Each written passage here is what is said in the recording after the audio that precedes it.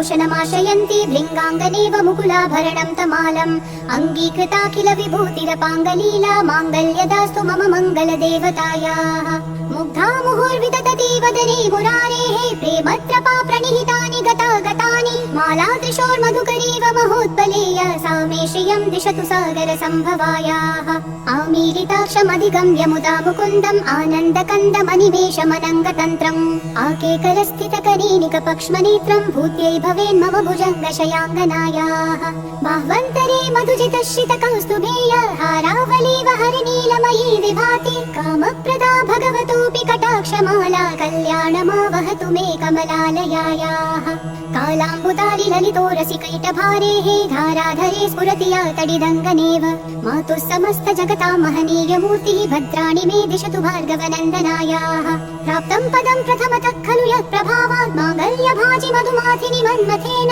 मय्यापते तदिह मन्थरमीक्षणार्थं मन्दालसं च मकरालय कन्यकायाः विश्वामरेन्द्रपदविभ्रमदानदक्षम् आनन्दहेतुरतिकं मुरविद्विषोऽपि ईशन्निषीदतु मयि क्षणमीक्षणार्थम् इन्दीवरोदर सहोदरमिन्दिरायाः इष्टाविशिष्टमतयोऽपि ययाद्रयार्द्रदृष्ट्या त्रिविष्टपपदं सुलभं लभन्ते दृष्टिप्रहृष्टकमलोदर दीप्तिरिष्टां पुष्टिं कृशिष्ट मम पुष्करविष्टरायाः दद्यादयानुपवनो द्रविणाम्बुधाराम् अस्मिन्न किञ्चन विहङ्गशिशौ विषण्णे दुष्कर्म धर्ममपनीय चिराय दूरं नारायण प्रणयिनी नयनाम्बुवाहः गीर्देवतेति गरुडध्वज सुन्दरीति शाकम्भरीति शशिशेखर वल्लभेति सृष्टिस्थिति प्रलय कीलिषु संस्थितायै तस्यै नमस्त्रिभुवनैक गुरोस्तरुण्यै श्रुत्यै नमोऽस्तु शुभकर्म फलप्रसूत्यै रत्यै नमोऽस्तु रमणीय गुणार्णवायै शक्त्यै नमोऽस्तु शतपत्र निकेतनायै पुष्ट्यै नमोऽस्तु पुरुषोत्तम वल्लभायै नमोऽस्तु नालीकनिभाननायै नमोऽस्तु दुग्धोदधि जन्मभूम्यै नमोऽस्तु सोमामृत सोदरायै नमोऽस्तु नारायण वल्लभायै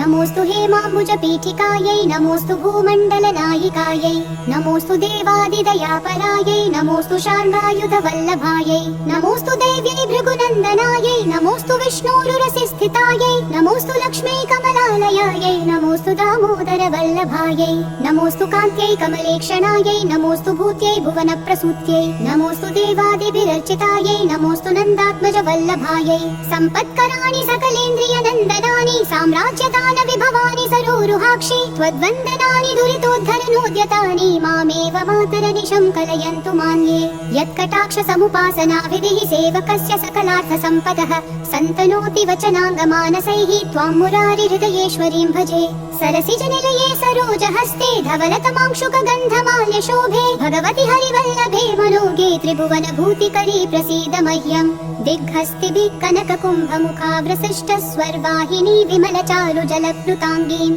प्रातर्नमामि जगतां जननीम् अशेषलोकाधिनाथ गृहिणीम् अमृताब्धिपुत्रीम् कमले कमलाक्ष वल्लभे त्वं करुणापूरतरङ्गितैरपाङ्गैः अवलोकय माम किञ्चनानां प्रथमं पात्रमकृत्रिमं दयायाः स्तुवन्ति ये स्तुतिभिरवीभिरन्वहं त्रयीमयीं त्रिभुवनमातरं रमाम् गुणाधिका गुरुतर भाग्यभागिनो भवन्ति ते भुवि बुधभाविताशयाः इति श्रीमद् शङ्कराचार्याकृत श्रीकनकधारा स्तोत्रं सम्पूर्णम्।